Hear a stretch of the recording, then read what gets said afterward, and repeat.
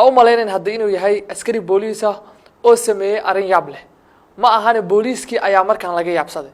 iyagii ayaa guryahoodii iyo shaqadoodii loogu galay muuqaalkan ku soo dhawaada aad iyo aad ayuu u qabsaday baraha bulshada kadib markii maskax waali ah uu la yimid ninkan oo ah nin baqayl oo baqiil dhaafay क्या करते हो कार क्यों रखते थे इंस्पेक्टर का तुम control tax के लिए waa baqayl haddii aad maqli jirtay qofkaasi ninkan ayaa baqiilnimadii oo dhan ay dhex fariisatay oo ay ku dhex baktisay ninkan da'diisu waa 23 sano jir intaanan muuqaal gudagelin marka hore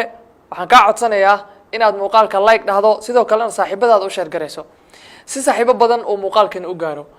maalin wanaagsan marka hore soo dhawaada muuqaalkan oo ah mid xiiso badan ayaa ku baahay baraha bulshada oo dhan muuqaalkan wuxuu ka imaaday dalka Hindiya ninka aad arkaysaan waa 23 sano jir waxa uu ku labisan yahay waa dharka booliiska ha u malaynin haddii inuu yahay askari booliis ah oo sameeyay arrin yaab leh ma ahane booliiskii ayaa markaan laga yaabsaday iyagii ayaa guryahoodii iyo shaqadoodii loogu galay ninkan oo jooga magaalo lagu magacaabo Freisberg ee ku taala dalkaas Hindiya waxa uu sameeyay arrin mucjiso ah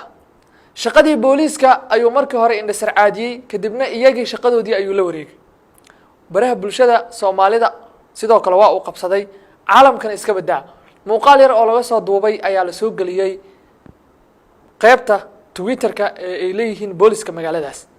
ninkan haddii aan sheekadiisa kaaga dhaco aad ayaad ula yaabeysaayo waxa uu sameeyay inta samaystay darajooyinka ciidamada oo ilaa 3 xidig ah ama darajada kabtanka la isku yiraahdo inta samaystay ayuu sidoo kalena ku dhex kaxeynayay gaari magaalada waxa uu samaystay idhikaar dadka ayuu ku lahaa waxaan ahay booliis sidoo kalena marka ilaalada wadooyinku ay soo ag istaagaan marka uu daaqada dejiyo waa qof booliis ah taas macnaheedu waxay tahay in ilaaladu aysan weydiin karin aqoonsigiisa iyo sidoo kale lacagaha loogu talagalay wadooyinka cabsi uu ka qabo ninkaas baqiilka ah inuu lacag bixiyo darteed ayuu intaas oo uu u sameystay arrimood markii dambane waa uu isbedelay oo wuxuu isku bedelay inuu isagu jidadka istaago oo uu lacagti ka ururiyo gaadiidka arinta xisaab badan waxay tahay da'diisu waa 23 sano jir miisaanka culeyskiisuna waa 150 kiilo waa 150 kiilo booliisku marka ay soo qabanayeen dib badan kama aysan marin oo markii la ogaaday xogtiisa waxa uu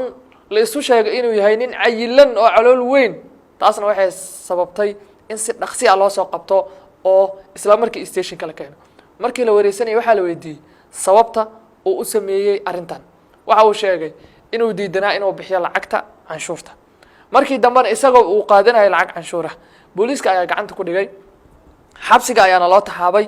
waxaa laga helay ninkan dariiska ciidamada oo ay garbihiisa ku tixan yihiin ilaa 3 darajo kaarka kormeerka guud ee magaalada iyo sidoo kale kaarka booliiska oo dhammaan ay ku xardhan yihiin sawirada isaga oo labisan dariiska haddii aad fiiriso qaabkiisa isla markii aad ogaanaysaa inuusan ahayn qof askari ah balse shacabka Hindiya oo ah dad booliiska aad u ixtiraama ayaa ka cabsanayay dariiska oo ninkan wato waxayna taasi sababtay in muddo uu sidaas ku shaqeeyo maalmo gudahood ay ciidamada booliisku ku soo qabteen kadib markii la ogaaday xogtiisa in uu yahay qof been abuur magaalada ku jooga oo arintan sameynaya baqiilnimadii ayaa la taraaraxday oo albaabada la dhaaftay markaas ayuu isagii gacantiisa waxa uu ku doontay halkii lagu xiri lahaa waxaan maqli jiray adiga oo isla wax badso wax beel ma kugu dhacday waxaan ninkan hadda isku heysatay isagoo aad dambiile oo markii hore qariyay ama bixin waayay lacagtii canshuurta ahayd isagoo isticmaalay dharkii iyo arimihii loogu talagalay amaanka isaga oo hadda ku jira xabsi sidoo kalena waliba loo heesto lacag kale inuu ka qaaday dadka muwaadiniinta ah